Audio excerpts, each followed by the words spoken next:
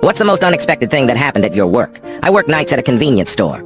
One quiet evening, a woman rushes in looking panicked. She goes straight to the bathroom and stays there for what feels like forever. I'm about to check on her when I hear a baby cry. I knock and ask if she needs help. She opens the door holding a newborn, both covered in blood. She's crying and says, "I didn't know I was pregnant." I call 911 while helping her clean the baby with whatever we have. When the paramedics arrive, they start treating them both. Turns out she genuinely had no idea she was pregnant. She thought she was just gaining weight. She'd felt sick at work, came here to use the bathroom, and suddenly gave birth. She was terrified and had no idea what to do. Now she comes in sometimes with her daughter, a happy little girl. It's crazy to think how different things could have been if she hadn't stopped here that night.